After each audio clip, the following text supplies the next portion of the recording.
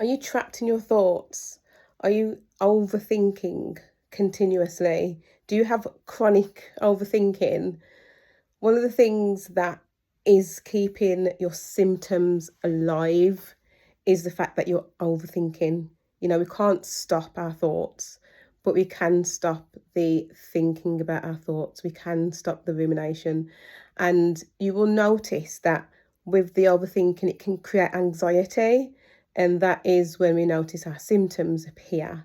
So, as you can see itself, if you are honest with yourself, you will see the cycle. It's a cycle. We wouldn't run out into the road when a car's coming because you're going to get knocked over. But yet we think and we overthink knowing that our symptoms are going to increase. So there's a way out of that pattern. And the way out of that pattern is by, and I know everyone's heard me say this a million times amongst other people, it's feeling that fear. So the thing that you're scared of, it's doing it anyway, telling your brain, okay, I'm going to do this. And then it's something that's then taken off that list of things that you're fearing. So our fears could be anything like, I'm going to work today. I've made up my mind to go to work today. But what if a symptom appears? What if they notice it? Or what if I lose my job? Or another thought could be, I really want to change my occupation, but the company that I work at now know what my symptoms are like. Going somewhere new, what would it be like? What if I have a flare there? How long will I last? What if I don't pass probation? And it's the continuous thinking. Oh, another one could be, I need to go to the supermarket, but I know when I go to the supermarket that the ceiling, the floor, the movement in there will trigger my symptoms. These are the kinds of thoughts that we have. And I know some people have these thoughts on a daily basis, and it's so hard to kind of hear and see the struggles of people. And I know it's difficult because, as you all know, I have been there myself, where I was stuck in that, that really cyclical way of thinking and wanting to discover and understand, the fears I was feeling, to see what all the possible outcomes could be. It's not bad. It's so bad.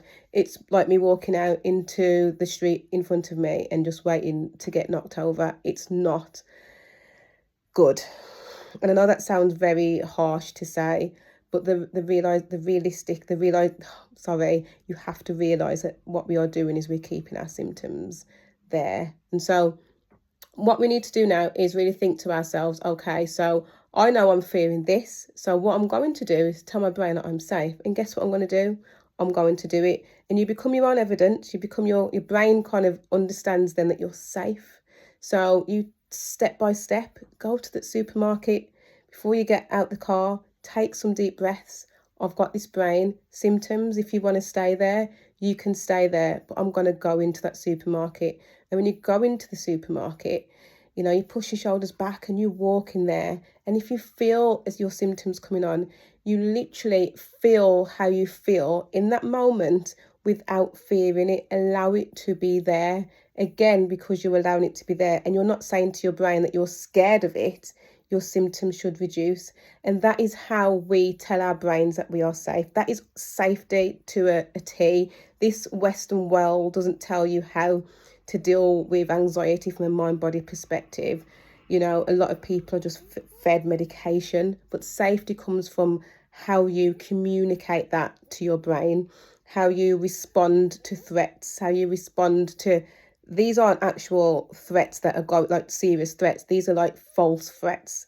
We need to respond to false threats with safety. I am not going to have an episode at work today. However, if I do have an episode at work today, or if symptoms do try to attach themselves to me today, I am going to overcome this. And you take a deep breath and you go into work. It sounds difficult to some people to hear this, but if you can change your mindset and the thinking around your fears into, actually, I am going to do this, already your brain is receiving safety from you, because it's believing that you are not listening to the overthinking that is causing the anxiety, that's causing the symptoms.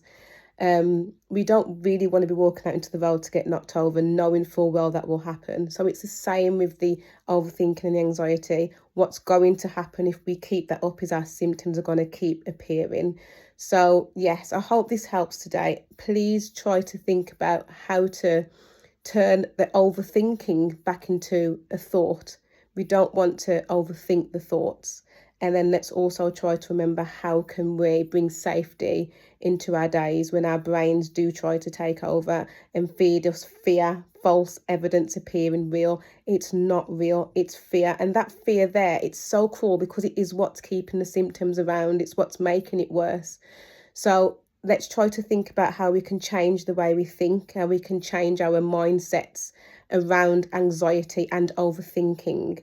And then, I can assure you that you will see a difference in how your symptoms behave. If anyone needs any guidance on this, you know where I am. I do offer a free 20-minute consultation where we can have a chat and just talk about how we can work with each other, how I can help you to create that safety in your daily life. Okay, enjoy your day. Take care. Bye.